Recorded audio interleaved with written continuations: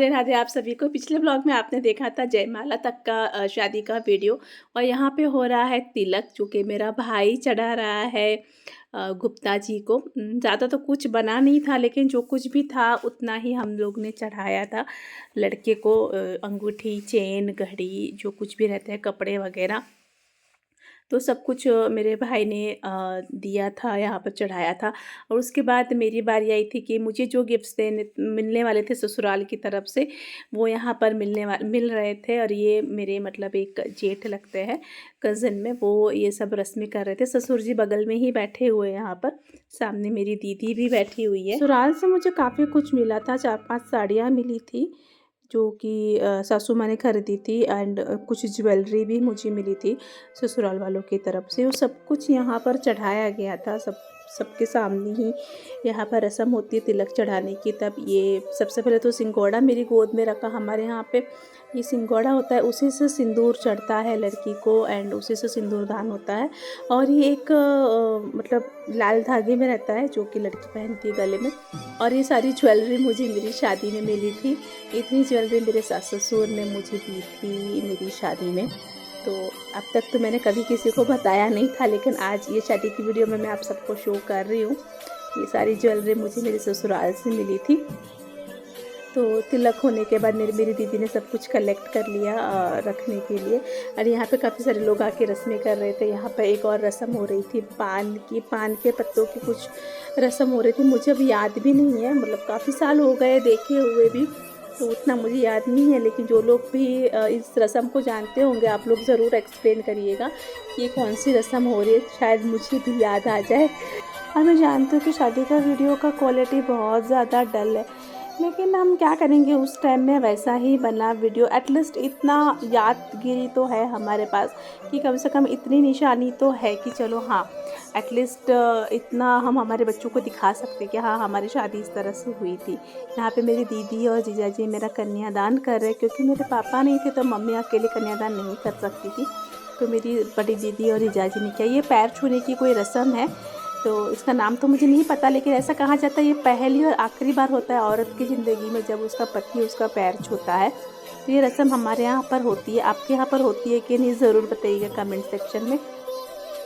तो ये रस्म होने के बाद फिर अगली रस्म की तरफ हम लोग मुड़ रहे थे। तो यहाँ पर हमारा कन्यादान वगैरह हो गया था, लेकिन अब मुझे लगता है सिंदूरदान, ये भी कोई रस्म ही है। मेरा भाई शायद मुरमुरा था, मुझे नहीं याद है, मुरमुरा वगैरह था, तो उसको ऐसे उड़ाने के लिए कहा था। ये भी कोई रस्म ही थी। तो ये मैं पता है, हमारी शादी ना आधी रात को हो रही थी, करीब 1 बजे के करीब हमारी शादी रात को स्टार्ट हुई थी। पूरी रात हमारे यहाँ पर शादी होती है बिहार में। और यहाँ पे मेरा सिंदूरदान हो रहा है।